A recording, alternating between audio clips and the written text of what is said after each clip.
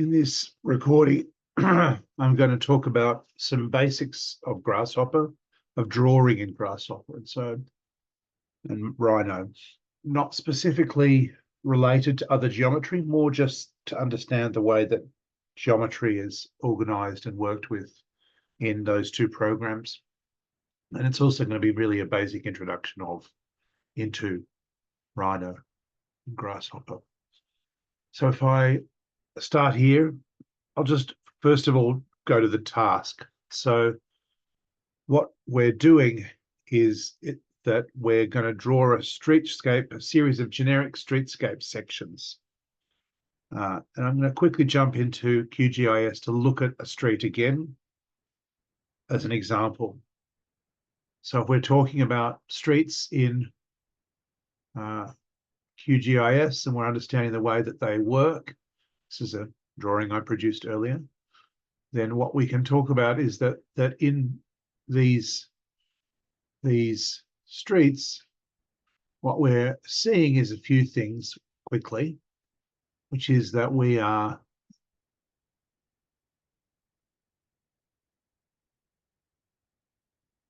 seeing what we're calling there's the lot boundaries here in these dash dot lines. Then we're seeing a road center line here. And then if we turn on the road edges, we see there's the road, and that's the carriageway. So just to understand the language of what we're talking about, here is the lot boundary. Here is the carriageway between those 2 points, and here is the road center line. And so let's assume that the road center line is what we're building the geometry of, without knowing whether or not we've got buildings in here. Let's instead move to a location where we can see some buildings.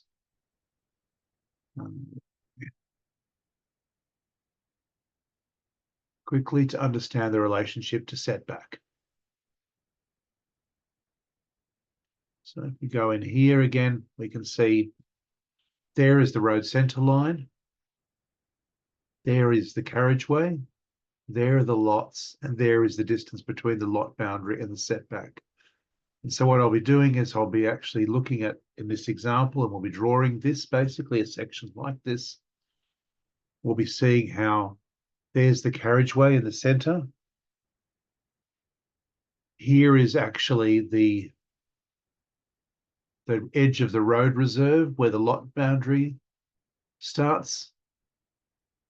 And there is the setback on either side. So the setback is essentially co-opting the front yard by setting back the volume of the building to create a certain streetscape. And so if we understand that the road reserve is that space that's between the two building lines there, with the carriageway in between, with a center line in the middle of that, and then the setback is where the building starts in relationship to the end of the road reserve.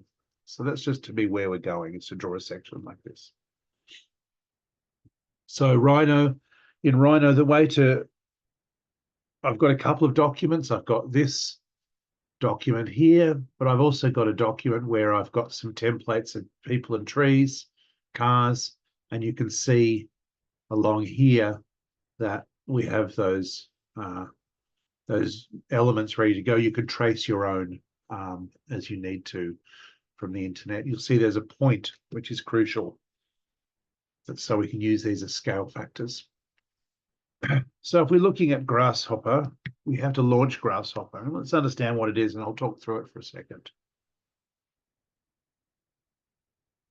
So Grasshopper is a different way of driving the creation of geometry in Rhino, and it's a way that comes by running what's known as parametrically.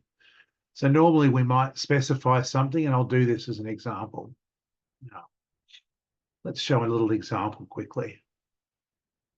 If in Rhino I want to draw a rectangle, I can click on the rectangle tool. You say at because I want it to be relative, and I say, 1,000, 1,000. So that's a meter-sized rectangle. There it is. Now, if I want to change it, what I'm going to have to do is I'm going to have to select points, and then, I can potentially rescale it. But, once it's drawn, it's drawn. You have to essentially remodel it if you want to change it. So that's where we're going from specifying something to making it. Let's look at what that would mean to do that in Grasshopper. So in Grasshopper, if I create a rectangle, then you'll see that what it's got is a range of things. Now, the piece of information it needs to have in Rhino is it needs to have, on the left-hand side, we have these input parameters where we need to know certain things. And so this is the data that would drive the creation of the rectangle. And this is the output of it. Okay, so if we said that we put a point in here first in Rhino side, then that becomes where the start of the rectangle is. And so on this side, what I would say is I would go and double click and type point like that. Or in this menu that's called params or parameters, I would click that button.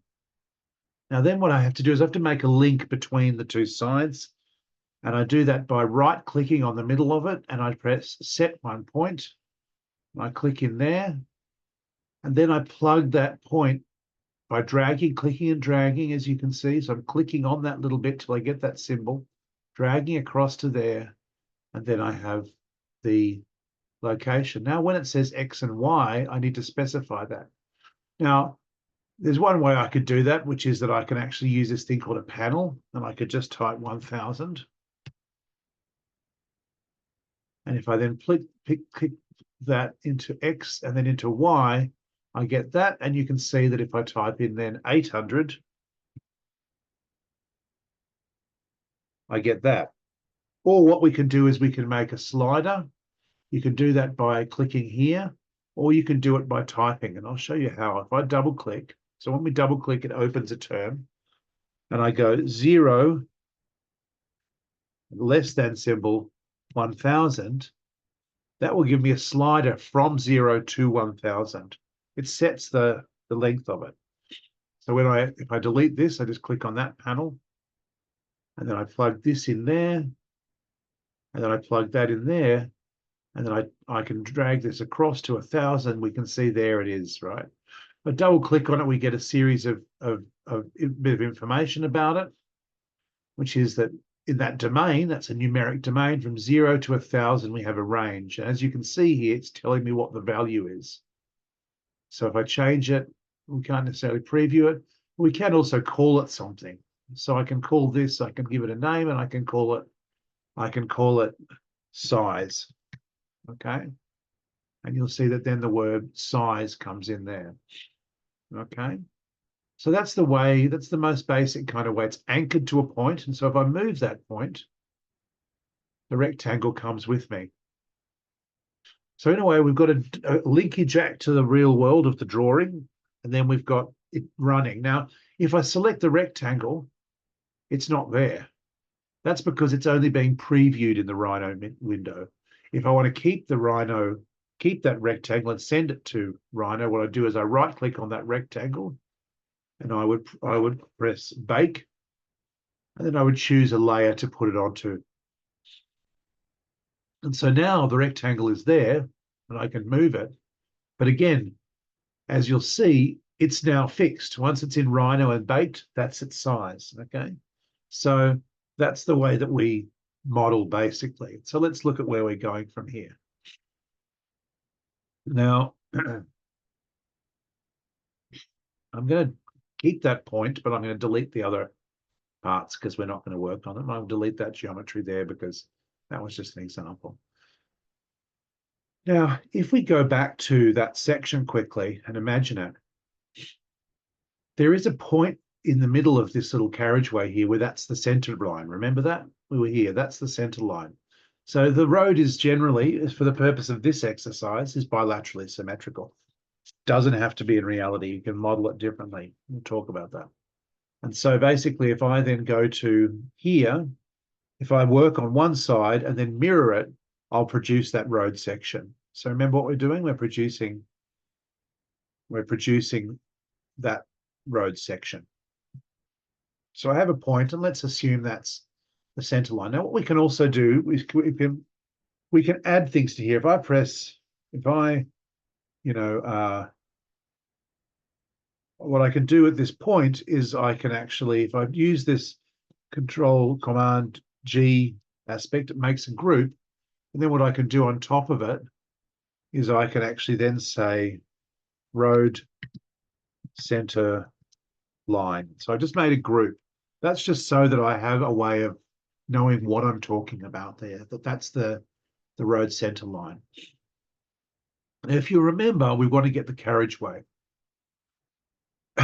So, in the examples that I'm looking at and have been working on, if we go to, we've discussed this in a different unit, but for the purpose of viewers of this, from outside that space, if we're looking at the way that some generic dimensions are, and this color here is talking about different types of residential roads. So, if we want to measure it, we can say that a carriageway is somewhere like, and we get a dimension, and that then tells us that the dimension is, it's darkened here because it's gone into dark mode. That dimension that's really annoying that it's in dark mode. So I'm going to see it. So it's 8452, that one. If I go to one of these smaller ones for the carriageway, oops.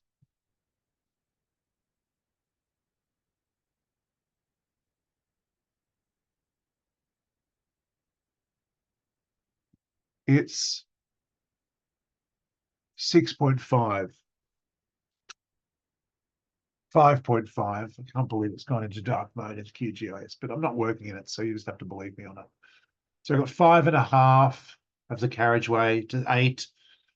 So a single lane is probably 3.3 or something like that. So what we can do is we can probably create our numbers domain here by actually saying that if we create a slider by double clicking, and I say that that the street is never, the carriageway is never going to be less than 3 meters, or 3,000 is the minimum. And let's say it could go up to 15 meters. So we then have that slider. Now, in this sense, I'm actually going to do a different approach. I'm actually going to double click here, and I'm going to give it a name, and I'm going to call it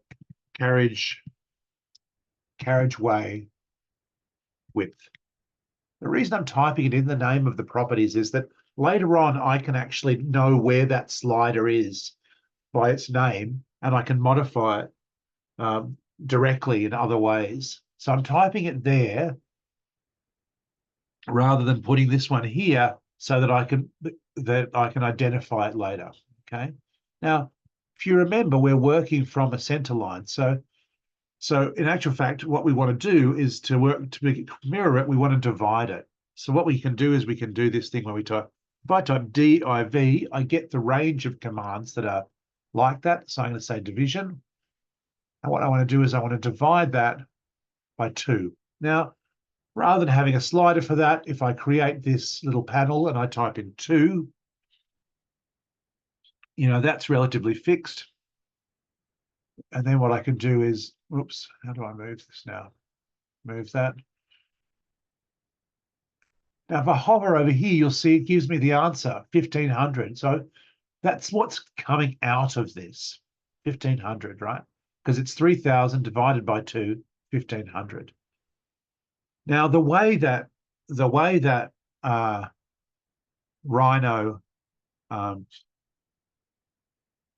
the way that Grasshopper works is that when we draw, we have to use certain sorts of commands to be able to bring it up. And so this is actually an input of numbers. There's no content to it yet. So if I want to draw a line and understand how I get that, that's a curve. And you see up here, there's a range of them. If I go to primitive, and look down here, there's a series of them that we're going to work with. And what we're going to work with is this one called line SDL, which is start point, direction, and length. Okay, and so what we're saying is that to understand how this is driving is that the road center point is the start. Okay. Now, the direction it wants to go into is, if we look at these arrows here, we see there's X and Y. And at the moment, we're trying to create the carriageway. So we're going actually in a horizontal way. So we're going at X.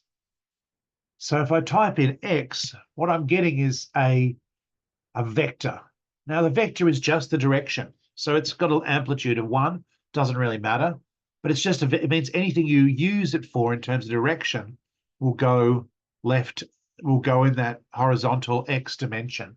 One way will be positive, one way will be negative. So I plug that in. And finally, I then plug in this into here. And what we get, you'll see, is we get a line. So that's the full value of it, because we've actually, or that is the half of it. So if I look at what that number is, if you remember, that's 1,500, right? So I'm working in one direction now.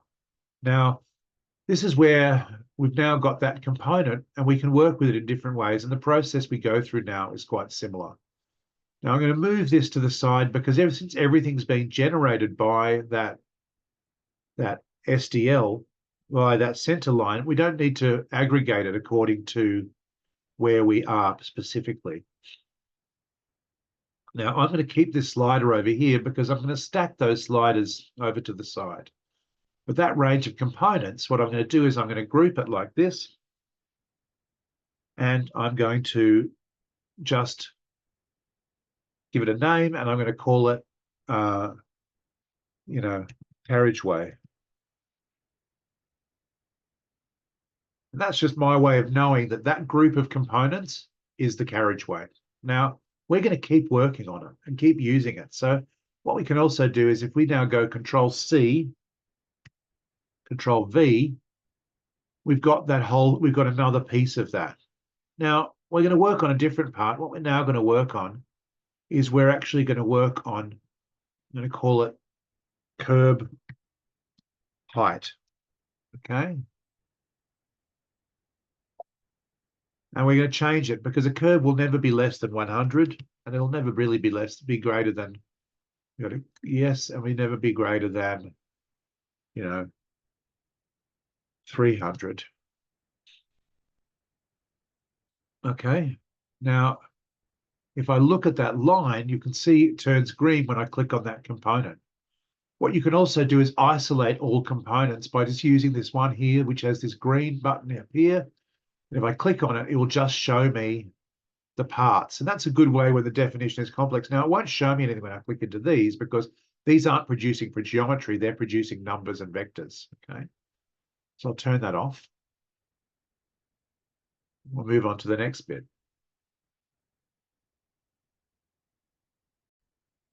So now, if we can see, the issue is that that's at the same start point, right? It's still anchored to that original point that I found, this point here, right?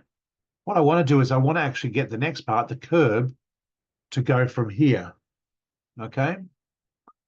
And so what I can do is I can actually say, okay, to do this whole, element here of the curb, and I'll also have to rename that and call that,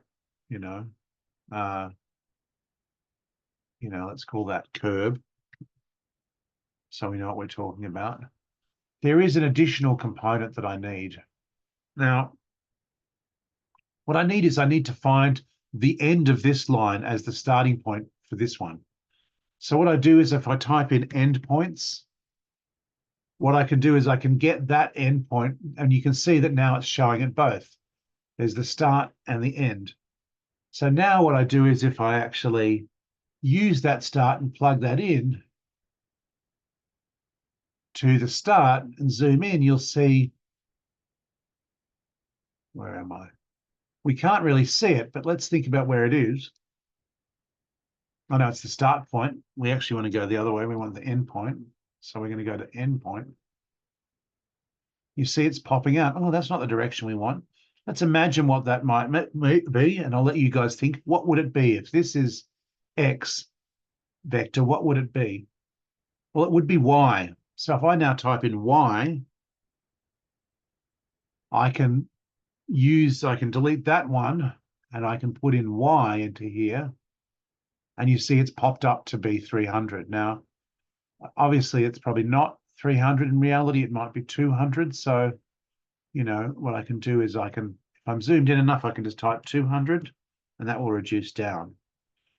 Now, obviously, I've got a whole lot of extra components here, and if I want to, and this is just about clarity, I can rejoin these together, and just by grouping those two again, it doesn't matter whether it's got a few layers to it, you know, group, and that's that. Now, what I can do now is I can actually then say, I can keep going in this same sort of way. And the reason I'm stacking these here is so that what's driving it is in a list, so I can see what the result is. So let's keep doing this. And so now what I want to do is, you know, I'm going to keep going in that same sort of way. I'm going to go get the endpoints, plug that into there. Okay. So now I've got endpoints because we're working with that one. And now we're looking at the horizontal. And so let's now, here what I've done is different. So what I actually need to do, you see, I've still got that component there. So what I actually need to do is bypass that because I don't need to mirror this anymore.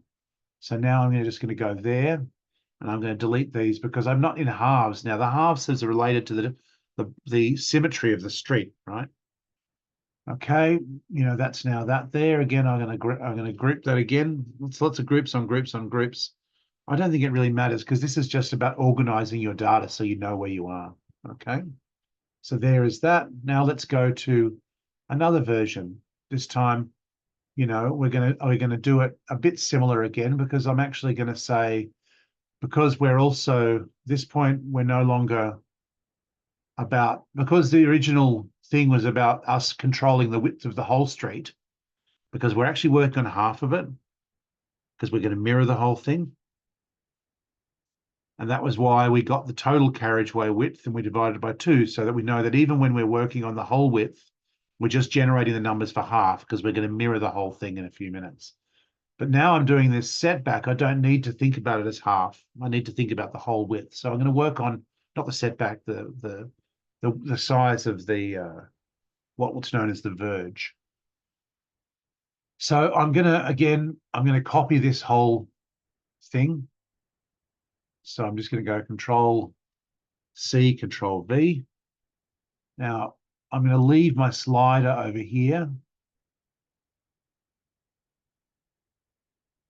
but I'm going to rename it and I'm going to call it verge width.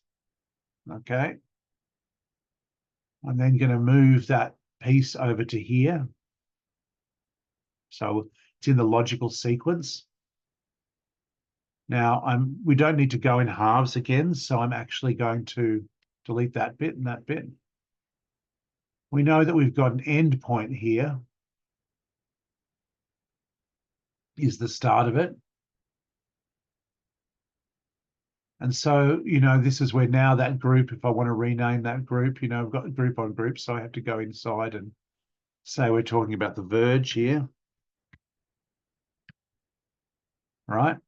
And so then what I can do is I can say, well, here's the verge width. I'll plug that into there. And we say, there's the verge width. Now, let's imagine what that verge, let's keep it at 3, right? 3 meters there. Okay. So now we've got, you know, we've got a sequence, right? We've got that. I try to keep it a little bit diagonal so that we can see the stages. This point has to stay here because that's the start point. You can see what we're doing, right? We're going X because we're wanting to keep moving in that direction. Now, if we wanted to go backwards, we would just put a negative in front of that. Okay, good. We've got that. Now we're about to go into the setback as well. So let's now, again, let's copy this one and this one. Whoops, you have to actually select the whole thing. And this one, you have to Control C and Control V, Control C, Control V. Again, what I'm going to do is I'm going to move that one down to there, and I'm going to change this one here to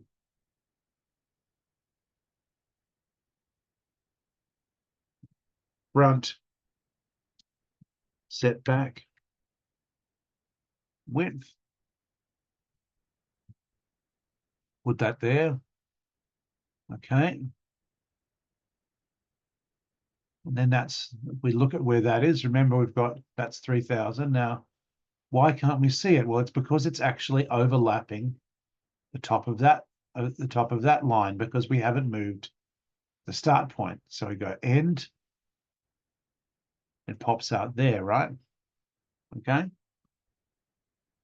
So now what we've got is we've got a range of, we've got our steps going there. We can compress it further, but this is useful. Now let's rename this. We'll call that front setback. Okay. So there's that.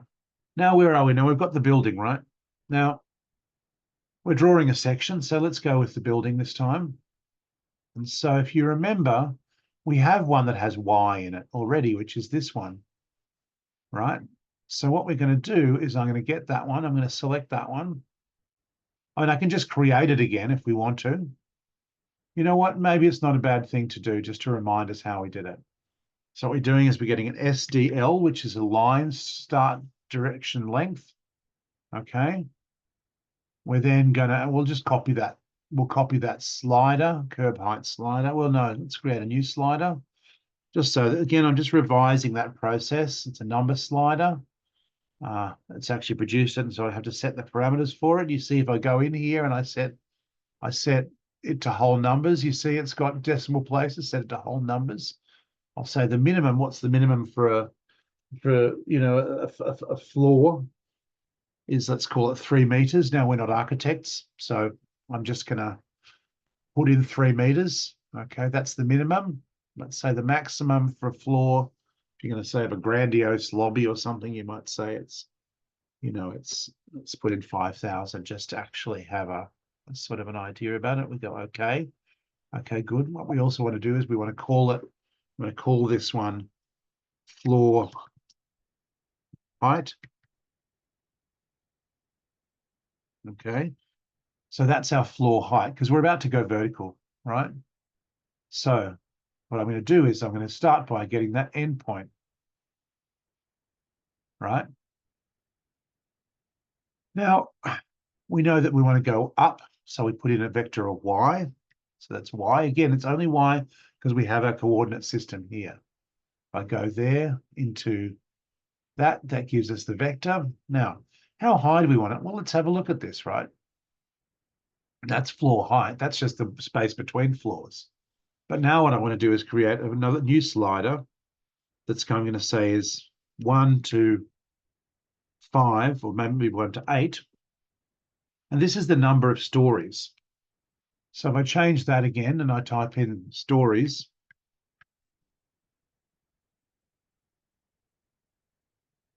then what I've got here is I've got something which I can multiply. So if I go over here, I go to multiply.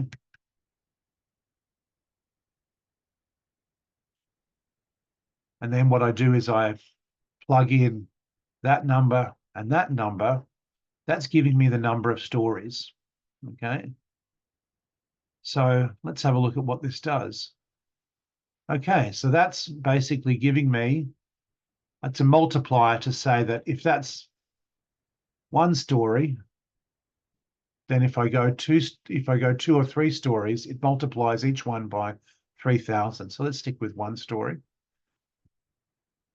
Okay, and that's, we can, let's get our endpoints again just to get that built in. So what I can, this is actually now going back that way. Now we're just trying to show a bit of the street section. So I want to actually sort of show the width of the building. And so let's now create another slider over here, and let's call it, let's create a new slider, which is, let's say, the minimum width of a, let's say the minimum, I mean, I'm pulling a number out of my hair, but let's say, let's say, 8 meters is the minimum depth of a building. And so let's go back and say that, if we imagine it's potentially it's a block of flats, then we're probably talking about the minimum width being, so that's if it's maybe a small house, but even that's probably not accurate. But say we said that in a block of flats, it's 15 meters deep to get sun to the back of it, a corridor that's 3 meters, that's 15, 18, we double it, 36. So let's go to 50 meters as our threshold, right, of how big the building might be, accepting that once it gets taller, it gets wider, right? So,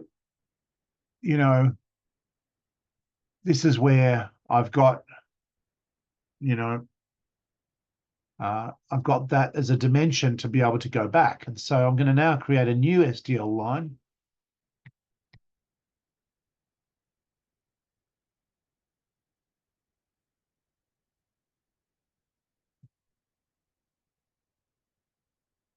And this time what I'm going to do is I'm going to plug the endpoint of that into it. I'm going to go back and make it X, because we're going to try to, we're basically building the roof, the line of the building roof in. We're not caring about aesthetics here. And so then what I'm going to do is I'm going to plug some endpoints into there at the end of it, like we did before. And now what I'm going to do is I'm going to get that slider, plug that into there, we get the building. Now, this is just the building. It's not actually giving us some other information, but, let's group that. Well, actually, there's another element I want to put in here. But, if we look at what that section's showing, it's showing that. And so what if I want to build that line back down there? Then what I can do is, we know, where is that line? Well, that line is actually this one here, remember? So when I want to copy it, what I want to do is want to copy it. It's slightly more complex, but because this is there and we've got those endpoints, what we can do is that we basically can, when we move, it's actually called, it's a copy. So the geometry I want to move is I want to move it from there. I'm going to move that geometry. So that's the geometry, because I'm trying to copy it to that location. Now you'll see that the easier part would be just to actually plug in a, when it wants a motion, the translation vector, it would be easiest to just plug in that endpoint. But in actual fact, we have to say where it's going from and where it's going to. And the way that we would do that is we would basically create what's known as a vector.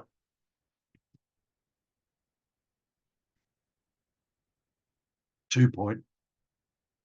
Now, each one of these is a vector. So when we see the X and we see the Y, it's just got a vector length of 1. Because if we remember from physics, the vector is the direction, but to describe it, we have to have something. So what we're doing in that way is we're saying we want to move, we're trying to move this line from there to there. So we're looking at where vector point A is. Well, we know that it's because we're moving it from the end point of that line. Remember, we're dealing with that line. We go, the vector is the end point of that one. And then where is it going to? Well, it's going to the end point of that one, right? So that's where we now have a vector. And if we plug this in, it moves, right? So that's all we're doing, is like if we were copying and we say move from this point to this point, we're just doing that. So just to be clear about that, the vector is, if we can imagine a little vector arrow, it's going from there to there. And that point is the end point of this one and the start point or the end point of that one, right? So that now gives us our building. Now, that's all of those components. So I'm going to join those together. And I'm going to say, call that, building. So now what we've got is we've got half of a street. Now there's more that I want to do with this, but let me just start with looking at this. So we've got half of a street there. So we've got a few pieces of geometry, and what we want to do is mirror it around that line, right? So to get that, to put all that together, how do we do it? And so what we can do then is if we go mirror, mirror wants a certain amount of geometry. We need to pick up all those lines. And so the way we can do that is we can go to each of those lines and put it in there. And so if we get to start with the carriageway, we get that line, we plug it in. Now, when we put multiples in, we have to play around with our output button. So if I go to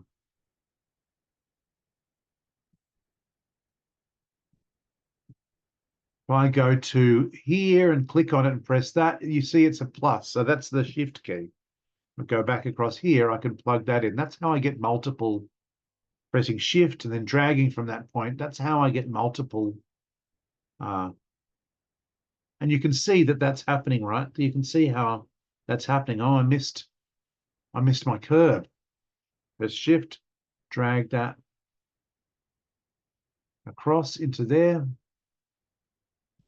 Okay, now have I got the curve there? I do, right? And what am I missing now? I'm missing my building.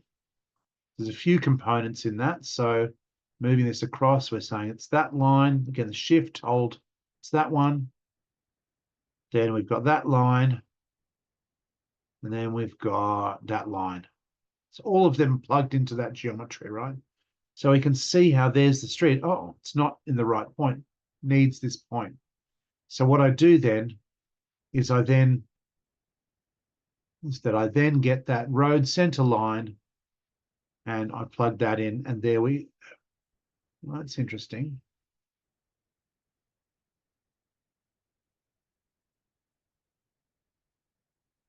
We lost it. So, where is it? If I zoom extent,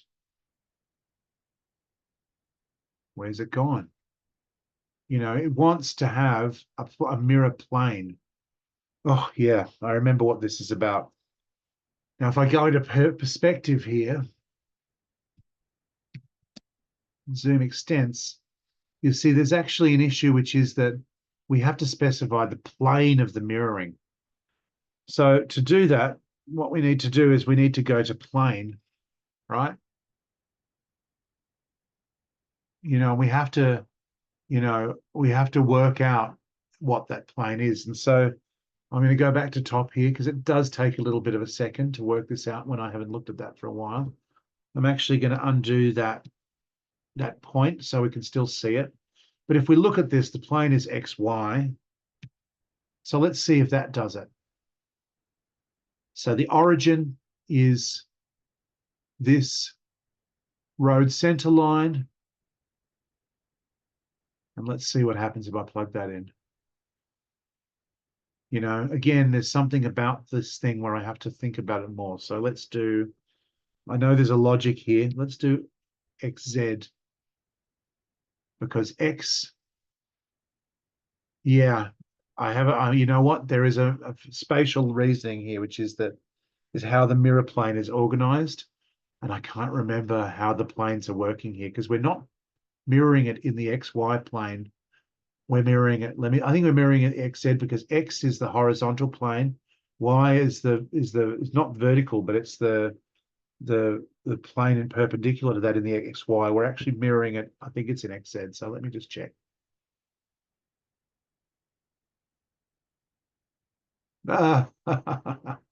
See, it's in the right plane now. What happens if we put a negative in there?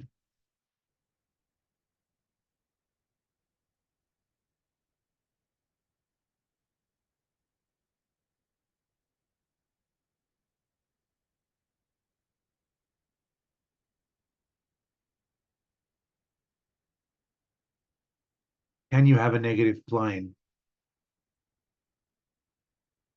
You can't. Oh, yeah. Let's see. Come on, spinner. Oh, Okay, let's try a different version of this. YZ plane. Come on, spinner. Let's do this. There's the center line. That's where we're mirroring it from. Let's do it this way. Yes. So there we go. So, that's trial and error. So let's be honest that that's what happened there. So, that's mirroring. And so what's the value of that? Well, let's go back across to here and so drive it in a different way. So let's see what we're talking about in here. Okay, so, there's the carriageway. Now, let's imagine this. Let's imagine that in actual fact, that's minimum width is three meters. We actually saw that really 5,500 was really the actual minimum we saw, right? You see it's moved it across. Curb height can stay. Let's say the verge width is actually, you know, uh, you know, let's make it 2 meters. It's tight street, right? Again, there you go. It's showing you that that's the minimum. What if I want to change that? Well, let's change that verge width to a minimum. Let's assume it's the most minimum it could be. Maybe the minimum width is a pavement of 1,000, right?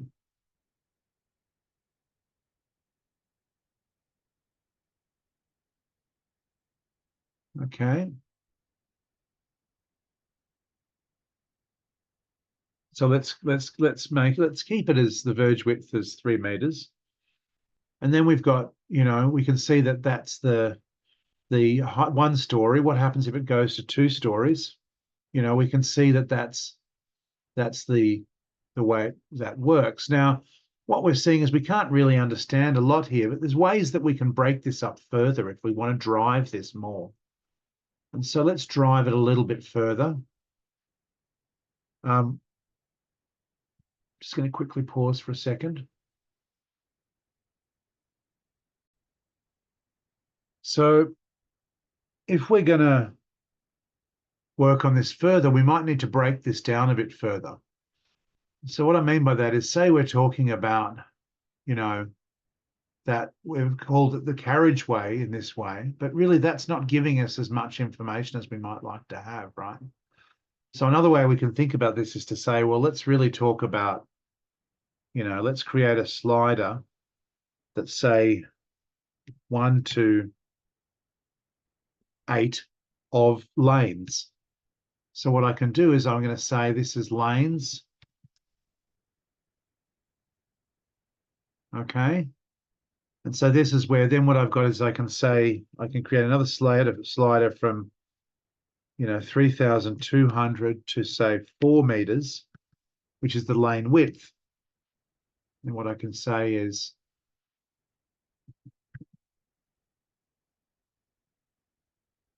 okay, so rather than saying just the carriageway is 5 meters, what I can do is I can then say, well, we can create another multiplier, and I can multiply those two together, right? And then I can actually say, we'll plug that into there instead. Okay. So now what I can do is I can get that group, create a group there, and I can call that carriageway width. And that's another way of driving this, right? So I've got actually another type of more, so I've got some more information. Say I want it to be two lanes, and say we're saying it's 3 lanes. It's 1 lane to it's 1 lane of parking and then 2-way in the other way, for example, or if it's actually just 2 lanes wide. That's another way of doing it. Now, that's where we've got another bit of data. Now, say we're talking about the verge. Well, what is the verge really? you know, well, you know, the verge is really made up of a few things. The verge is actually made up of the, and also, the truth is that in actual fact, this is made up of more because there's also a shoulder. So you could have lane widths and then you can have a shoulder of a certain width. But again, you can break this up and re-break it up afterwards because you can go back and replug and unplug. So let's just break the verge up and say what is the verge? Well, let's just say that, well, we can do it the other way. Let's do it this way. Let's just create a slider there and think, well, what part of that is the nature strip? The nature strip in Australia refers to the place where you put trees and grass on the side of the road. Okay. Now, what is that? Well, let's say a nature strip. Well, the minimum is that it doesn't have one, in which case it's 0. We get rid of the decimal places. The maximum could be, what's the maximum nature strip we might imagine? Let's put 10,000, and really that's never going to happen. It might have happened at the birth of Canberra, there. Okay. So that's one component. That's the nature strip. Let's create another slider and call it the path, the pathway or sidewalk, depending on which way you want to, which way you want to think about it. So let's actually create a new one called sidewalk.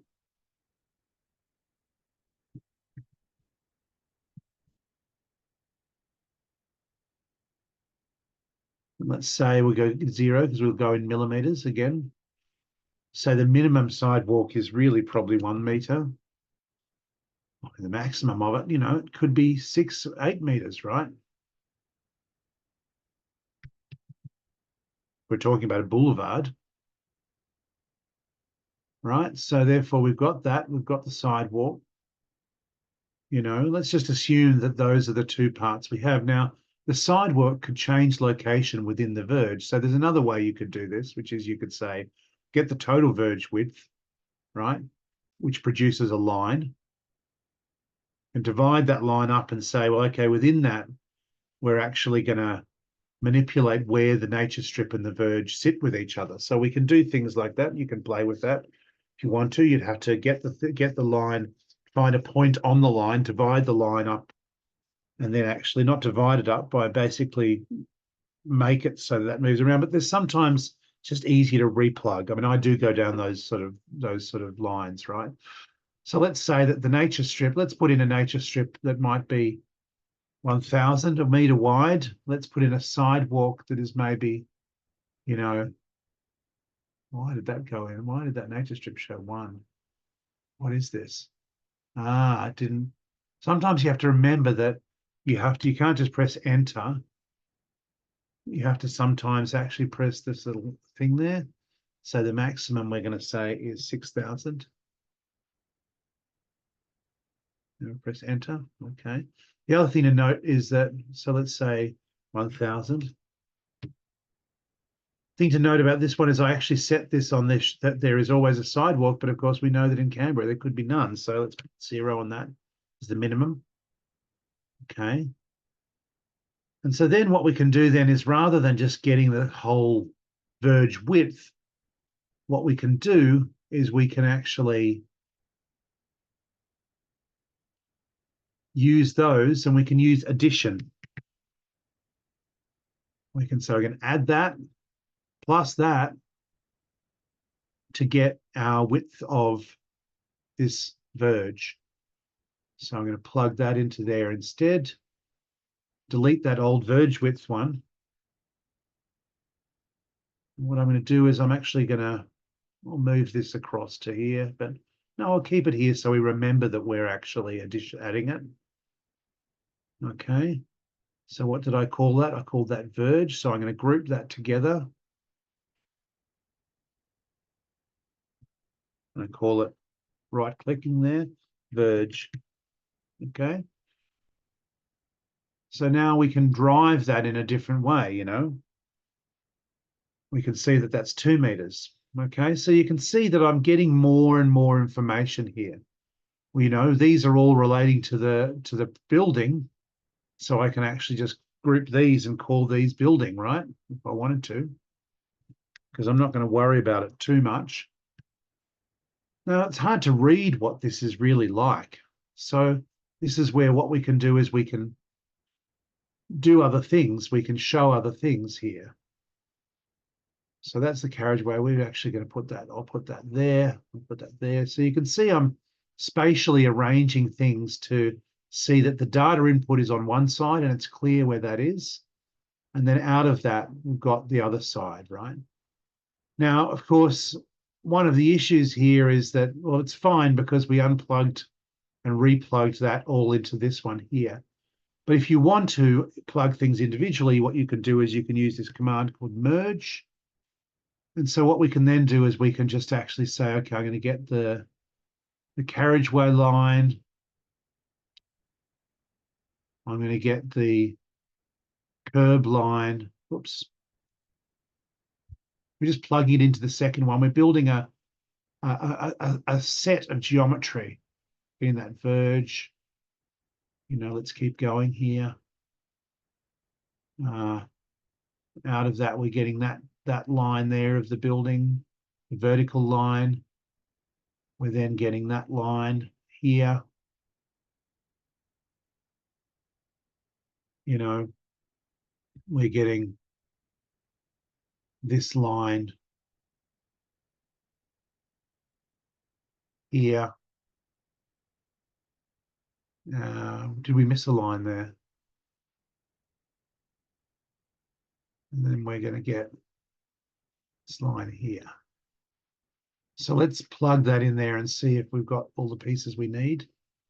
What are we missing there? That's the front setback line. So, you know, we're missing that line. So again, it doesn't really matter what the curve order is, but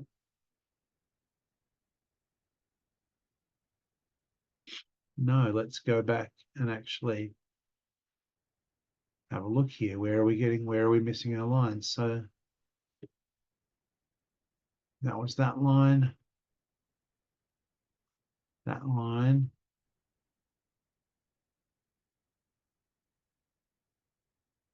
No, it is that one that we want. That's fine. We're missing another line here. Delete that and start again. Let's poke our way across it. Merge.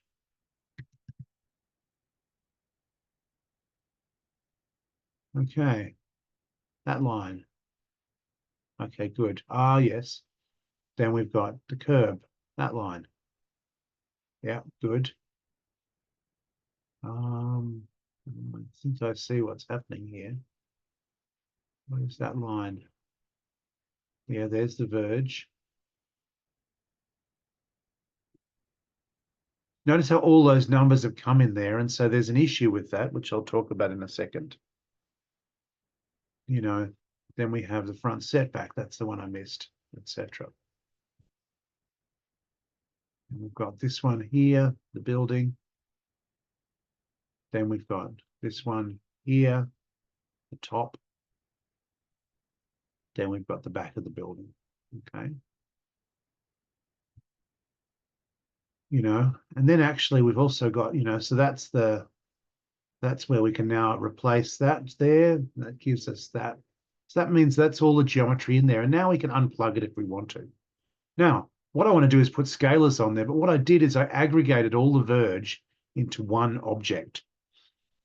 So I'm going to change and do this by, and it's going to take a little bit of a play around because I'm going to try to separate the nature strip from the pavement, okay, and from the path. So what I'm going to do is I'm actually going to Control C this, and I'm going to Control V it. So I get two versions of it, right? So at this point, what I'm going to do is I'm actually going to, now the first thing I'm also going to do is I'm going to unplug that piece. So what I can do is I can disconnect that line, and you see that verge has disappeared there, right? Now, why has it still appeared on the other side? Interesting question. Because I know it's still disappeared on both sides because we have a gap there. And then what is that one? Where is that one? It's missing that. Ah, because it's actually still got the component, which is that line. So we're about to replace that. So instead, let's say, okay, what I'm going to do now is I'm actually going to create the nature strip.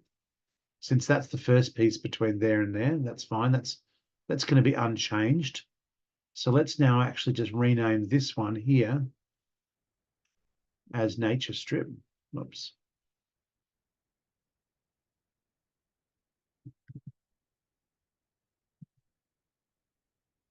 Okay, that's good. But the difference is that at this point that's the total width.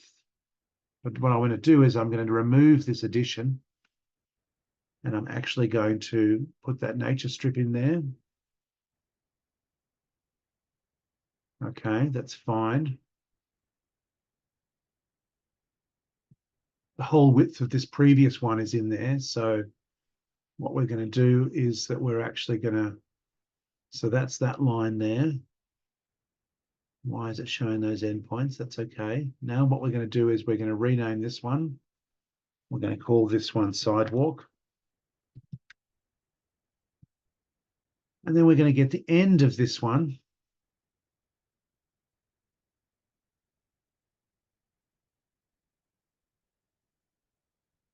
And we're going to put into the start of that one. Okay, so let's have a look here. We've got that. Then we've got that. Whoops, then we've got that. Where is that line? Oh, I haven't plugged in the length into it. That's why.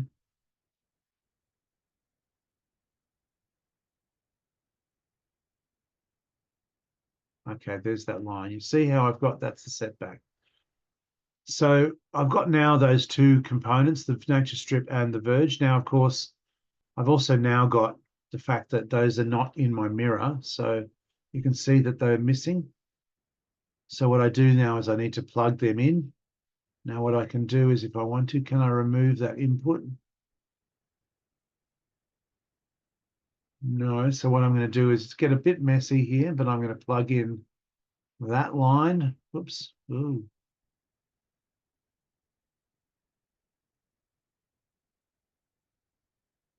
That line. And I'm going to plug in the second one that I had, which is, I'm going to put that line at the end. So it's still part of the same selection set. Okay, so that allows us to do some things. And so now we've got this thing, and I hope you can see how I've broken this up. Now, if I want to, I can do other things. You know, I can do a whole lot of other things. Now, I've got that there, but I can't really see it to scale it. Now, if I go over to my other drawing of here, I'm going to put in, I start by putting in, you know, to get this tree. You'll see I've created a group here, right? You see it's got a point. It's really important. I've drawn it and it's got a point. So I'm going to go Control C and I'm going to move that tree. And then I'm going to put in the rhino side. Control V. Okay, now I'm going to move it out of the way. So it's not here because we're going to reference it, right? Oops, I've got to keep that point with it. You see there's a point there. No, I didn't bring the point. That point's the center line. And again, you know, if I move the center line, the whole of this thing moves, right? So we can move this around. Now, say I'm actually going to go back into that other drawing.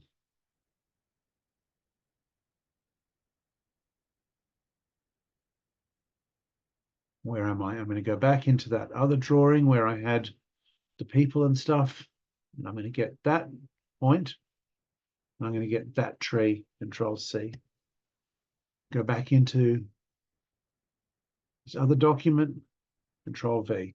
So now I have both the tree and the point, super important. Now, we've got a few lines there. We've got the sidewalk, remember? Where's the sidewalk? Let me look at it.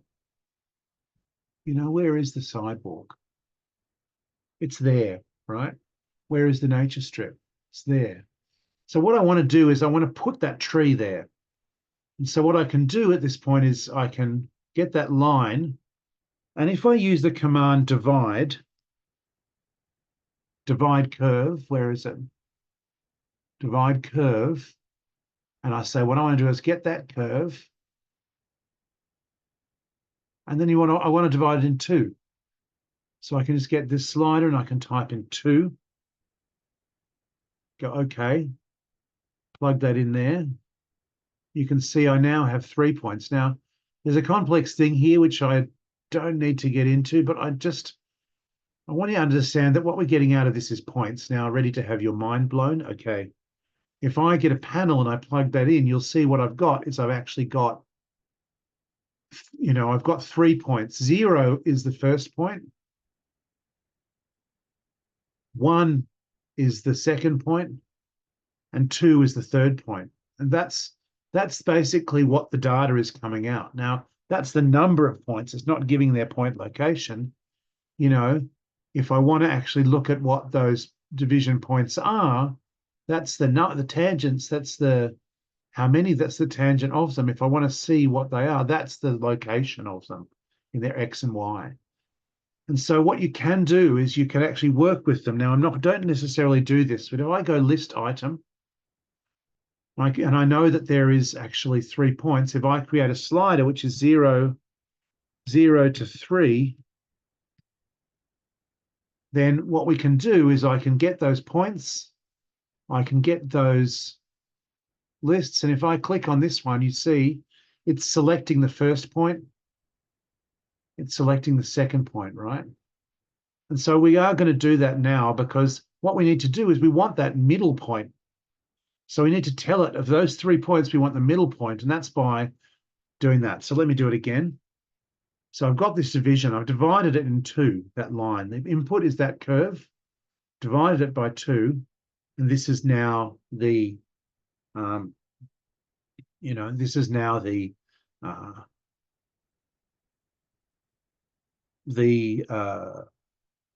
number of divisions. If I want to work out which one I'm doing, I'm going list item, list item. There's lots more you can do with lists here. It's how you drive the geometry. So what do I want? What's the list? Well, the list is the number of points. Then it says, which is the index? We know there's 0 for the first one, 1 for the second one. We could just type it. We could just go, well, I know automatically that it's going to be 2, because that's the midpoint, because 0 is the first point. It's digital, remember? And that gives us that second point. I know, sorry, I'm after 1 because it's 0 and 1. So that gives us the middle point, right? There it is, right? So I can, if I want to toggle them, I can create a slider, or I can just type the number in, Okay, we divided the line in 2. We've selected the second point because the first point, as we know, is 0 actually. Okay, good. So now what we've got is we've got that there. And so what I can do is I've got that geometry over here, remember? So I've got a collection of curves over here, which are these trees. What I can do is I can type in geo, and then I can actually say I'm going to select multiple geometries, and I'm going to choose those, right? Enter. So that's that tree. Now, how did we move things? Remember, we use that translation vector. Now I'm going to group those just so I remember what I'm dealing with, that those are that, right? So there's the tree. There's a point at the bottom. If you remember, we get vector 2 point, because we have to go from a point. And so the first point is that point. Now we have to claim that point. How do we get that point? Let's think back to the start. Point. Oops, no, that's a point collection. We don't need that. Okay.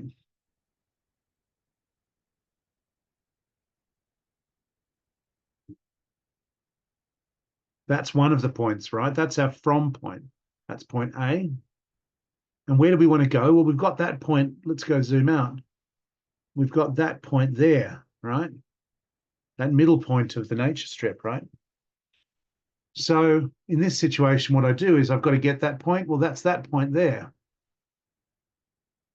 And so now I have a vector. Now we can't see it, but you can actually, there is actually if I go vector and say you know, vector display, you know, there is actually a way of showing this, but I'll show you that in a second, because, you know, if we go vector display, I plug in the vector there, and I plug in the first point. That's just a way of it showing me where it's moving to. I know the program, so I don't need to. You have to plug in the first point to say where the vector's from, and then after that, it'll display the vector. Now, when it's got a zigzag, that means this is not something that produces geometry. It's just something that shows you. Okay, now what I want to do is I want to move that. And if I move that, I'm saying, well, where is the translation vector? Well, that's the vector we just created. What's the geometry? It's that geometry. And now we see, okay, we've got that tree there, right? Now, guess what? Well, we want to mirror that again. You know, we want to include a mirror version of that. So that's our tree. So what do I want to do that? I'm going to move that over here, and I'm going to call that tree.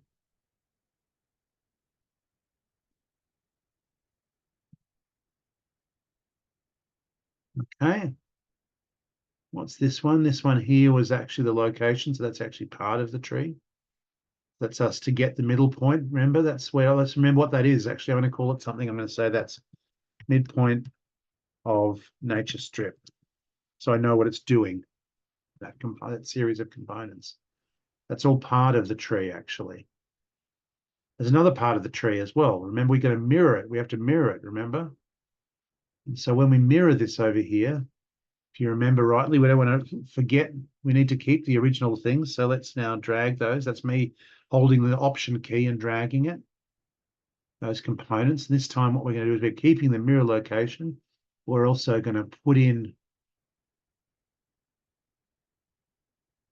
well, one way we can do that is also just to plug the tree. Let's actually be honest. Let's just plug that tree into that selection set. Why did I copy it? I didn't need to. So there is that street. Okay, good. We can see a thing. I don't need that mirror. Now, how about a person? How do I put a person in here as well? You know, well, you know, that's where, if I want to put a person in there, same process. Let's now get this components again, and we go Control C, Control V. What I'm now going to do is I'm actually going to bring a person across the same way I had that tree over there. I'm going to bring a person across. So what I'm going to do is I'm going to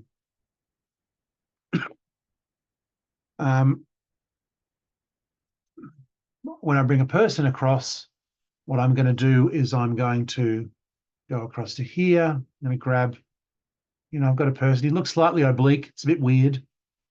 But if I go here and go Control C, go back into our drawing, Control V, now we'll go back into over here, but I'll move that person across here.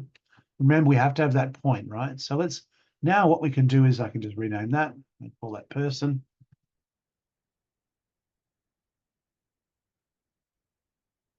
This time, instead of being in the middle of the nature strip, I want to get the middle of the path, right? So we know where is the sidewalk is there. So I get that line, just replace that curve. Okay, that's fine. Now, where's that point coming from? Yeah, that means for the person, I have to give it a new point. So I go set one point.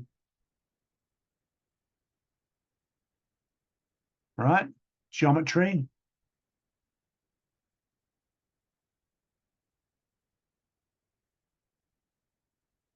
Oops. Okay. And now at this point, there should be a person there, right? So now we can start to see certain aspects of this streetscape, right? And so we can see how that works. We're getting a real picture of it. Now, it doesn't need to be symmetrical. We don't need to mirror it to make that person there, because they're giving us that value. I mean, maybe we'd like to put a car in there. Now, this is where it gets slightly more complex, because at the moment, we've just multiplied the lanes. We haven't created the geometry from the lanes. So to do that, instead of having And this is where I'm going to suggest that you know, if we want to do that, I mean, I can do that again. I don't know how quickly. Let me try it. See how we go. Okay, rather than say number of lanes, we can actually do it. We can model it a different way. What we can do is we can say, if we want to have, you know, well, let's think about this. One way is to model it in sections. The other way is to divide the line differently. We could say, well, if there's 2 lanes, then there's 4 divisions. So if we're looking at this line we get, the carriageway, that's the line, right? Now, we can put a car on the right-hand side. That's okay. I've got front and back. So, you know, what we could also do if we want to put a car there in that lane,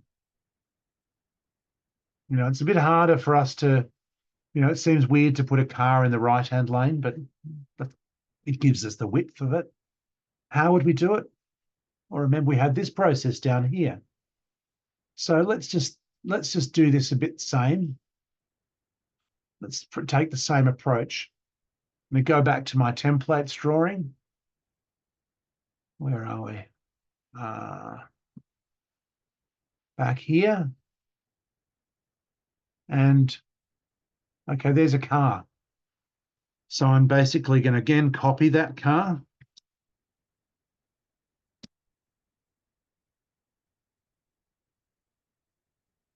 Well, no, I'm going to go Control C, find those. Yep. Copy it. Go here.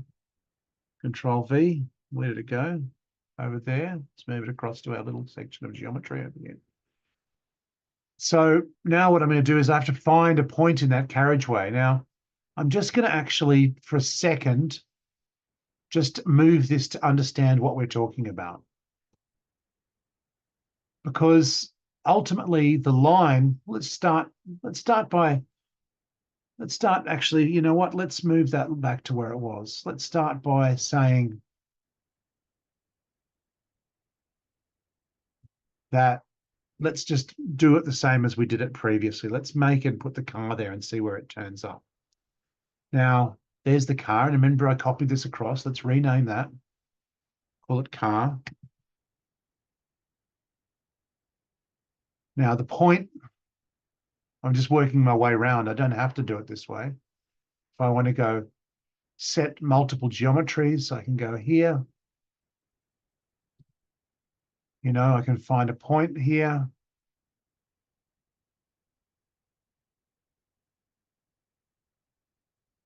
And if we look at it, we'll see what's happened to it. Well, it's ended up in the nature strip because I didn't choose the right line. So let's now plug the right line in here. Where's the carriageway? Carriageway is that line. Let's plug that line in here.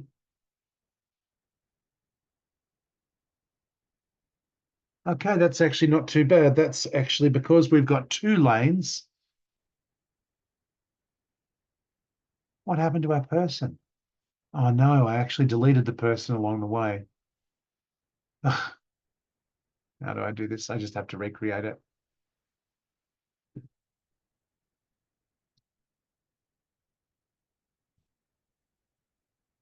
Oops. I just changed the person without copying it. Set the geometry again.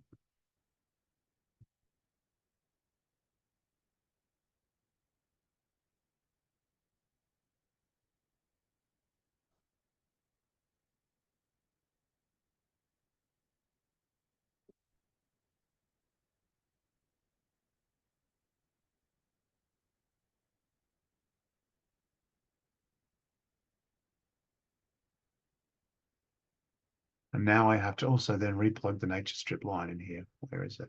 See why we need to have the names here like this? Because this helps us. Wasn't nature strip, actually, it was sidewalk.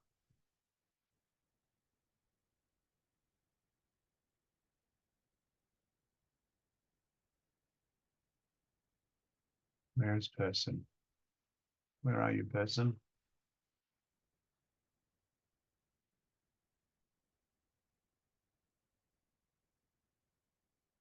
What have I got in my hand? Got that. Okay, now let's have a look. Okay, So you can see that we have, we have this here, and that's giving us, that's now showing us our street. Now it's in the middle of that lane. That's fine when we've got two lanes, like that. If we've got two lanes, it's choosing the middle of one. This is where it becomes more complex when we've got three lanes, because it's now putting it between two lanes.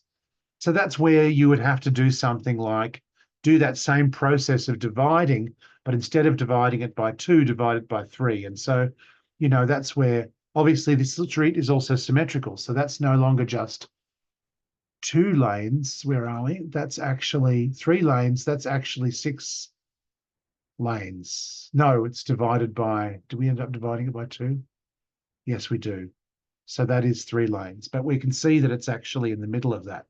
To move it in half, we'd have to divide this line by three instead of two. And we can do that. I can do that reasonably easily. And so let's now instead say, when we're down here, we've got the car. You'll notice that it said it's two lanes, but if I said I want to divide that by three at this point, see it's moved to the right-hand side because it's driving. Well, that could be it's driving. But you see, if I wanted to move it to the other side, I could go two, or how much to divide it by three? So that's 0, 1. I go two. That's more like it's a parked car, right? So you get and then again, if we wanted to put it right against the curb, we would have to do a factor where we change. Then we put a line for the parking lane and a line for the carriageways by breaking it up. So now we've got a section. I just wanted to use this to see that what's the power of this? Well, the power is that what we can do is we can then play around with those variables and we can see what they do. So say we want to understand what this means in different ways. Say we're going to say it's a very compressed street, and in actual fact, that it's that it's a taller building. Maybe we say that's 2 stories. What if it's 1 story? Okay, so that's maybe we can put in a pitch roof by just changing that line. We say that the tangent angle is like a 45 degree and a 45 degree. If we want to get a pitched roof, that's fine. We can do that. It's just how you model that and how you mirror it. You just model it by saying you would do it basically, if I wanted to create a pitched roof there, I would probably do it by creating a vector which goes out for a certain distance and up for a certain distance, and then mirror that, and that would give me that pitched roof if I want to do that. Again, this is about a sort of a way of thinking about the street in a kind of maths way. Now, let's have a look at it. Okay, that's 1 story. We've got a front setback of 3 meters. I should have actually changed that to be it could have 0 setback. So that's 3 meters. If it's 0 setback and it's a single story, that's a bit weird. But if we go to 2 stories, then that's a tight street. Say we then say this is actually a 2-lane road, then we can say, okay, well, that's maybe a bit too tight, in which case, I might have to think about doing it without that. So what the idea of this is that we visualize a number of streets. And so if we go back to, say, a category like we had in QGIS here, where we said, if we, again, I'm in dark mode, I'm really sorry about that. But we can tell that, if we go to this line here, we can see in that it's urban residential 1. This is urban residential 2. So what we can imagine doing is actually, because what we've generated is actually this space here, that's what we've generated, is that space there. We've visualized it. We can come up with categorizations of 1, 2, etc.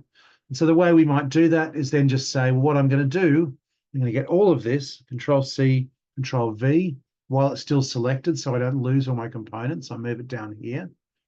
What I'll do is I'll get another point. Remember, I have a point there that I used.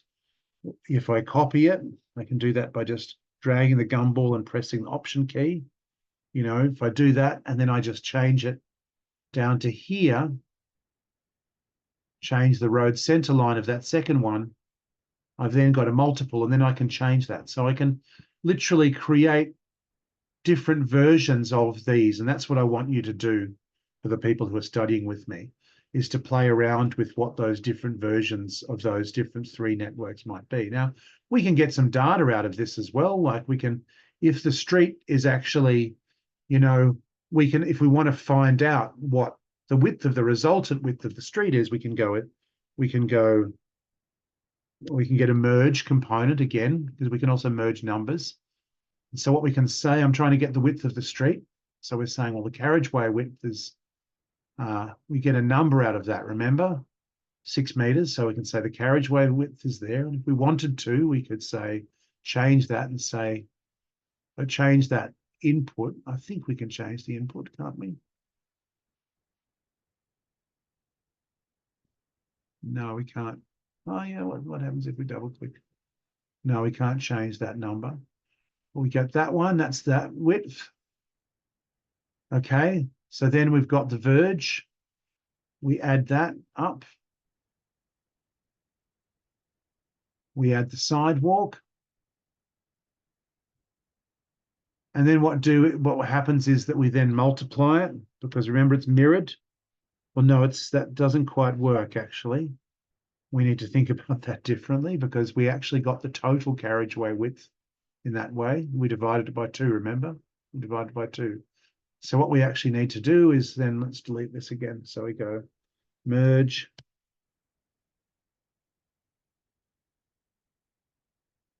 We could actually, we want to, okay, let's, instead let's double the whole thing. So we'll get that number through there. That gives us half of the road. And this gives us half of the nature strip. That gives us half of the sidewalk. Right? And that's then telling us, and we get, if we got multiply, because remember it's mirrored, multiplication.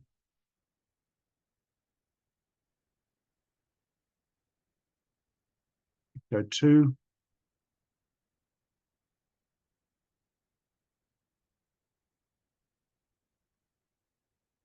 Like that.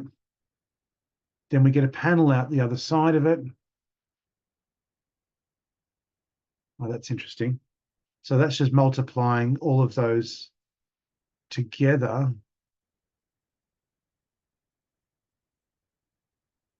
Why is it giving us 3? Well, because they're the components to it. Okay.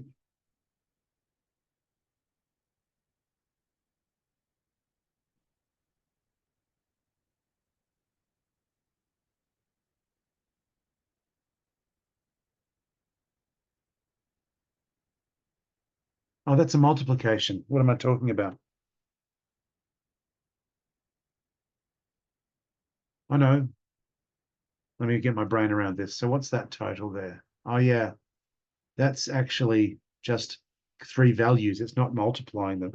So what we actually have to do is we have to do this thing called mass addition, which then plugs into there. And the result is 5,200. That's right. So then we multiply that and that. So in other words, the mass addition is adding up the number values out of all of this, and then it's giving us a result. Because it's mirrored, it's doing it twice. And then if we get a panel on the other side, what we can see is that that's the total width of the road reserve. And so if I go here and I type in road reserve width,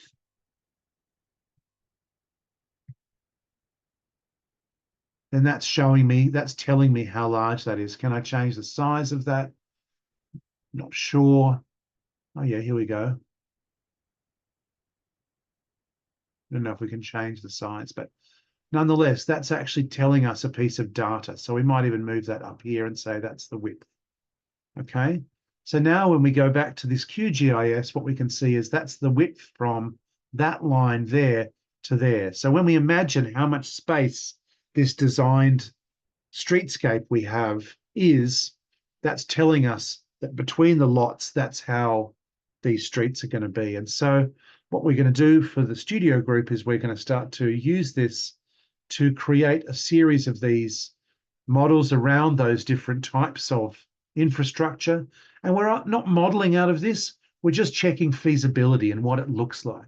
Now, obviously, when we get to this point here, we've got all of that stuff there. Now, if we want to, what we want to do, if we want to bake it to the other side, we have to remember we can do another merge.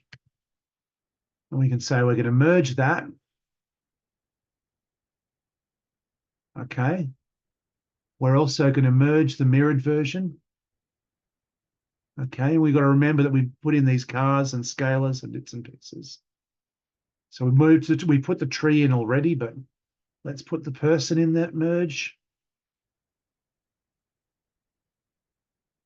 And let's put the car in that merge as well. So that's just a collection of all of that geometry. That's the whole street, right?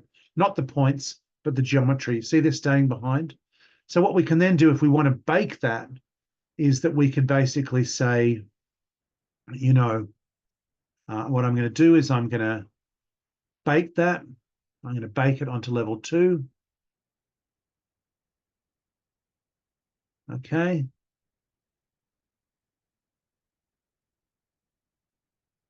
Oops, where is that now?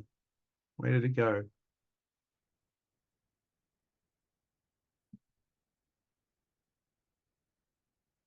Now, where did that go?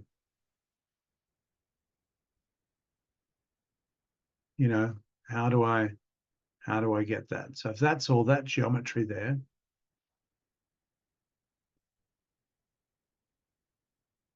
and I want to bake it, well, let's do it this way. Let's try and say we're actually going to get a collection of geometry out of it because it didn't appear before, because maybe this is just a list again.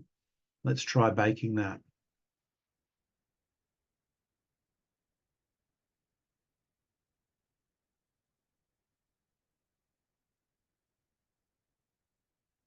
Ah, I know why that's happened like that.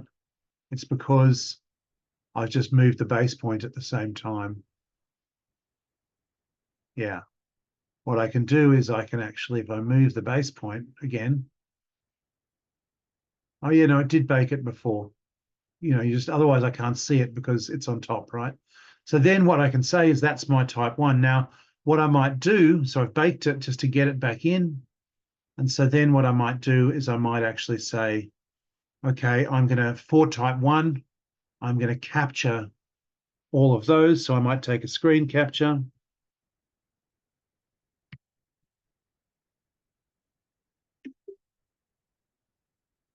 And then I might actually paste that screen capture in here. And so then what I have is I have something where I've got those settings and I can then, I know what those settings were if I want to recreate that street. So we keep playing around. And this is what's called versioning. So we version it, then we version it again, then we version it again. We do it that way. And then I want you can just, put those settings next to it. You can write, what's that name? Urban Residential 1, version A, B, C, D. And you can, each time you change it around, you can do multiple versions that then, that one, for example, didn't actually include the total.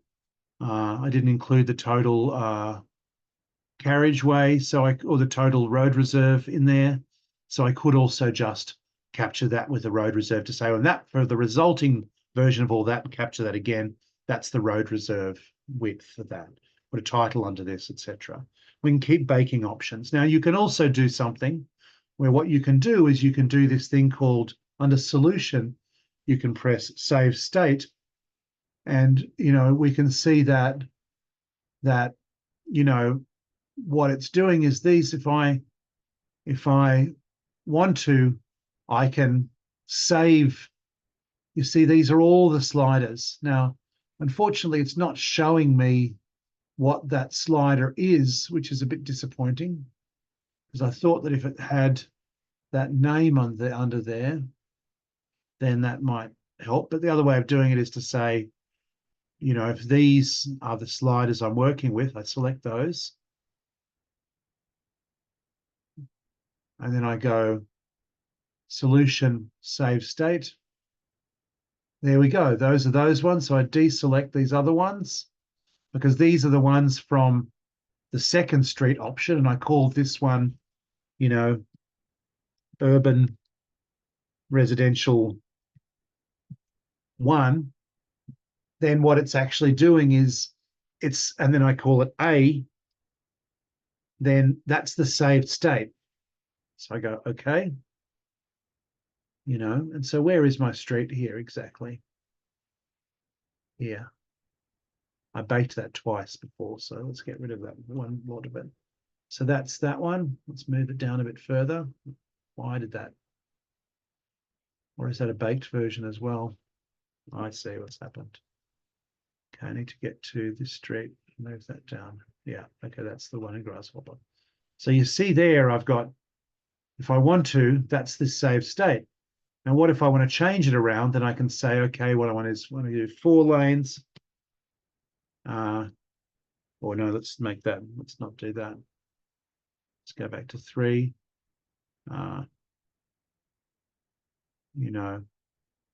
Let's change that around to the verge being, and where is that? Oh, because it's the one at the top because I copied it, right? So, if I go to the front setback, move that across a bit further,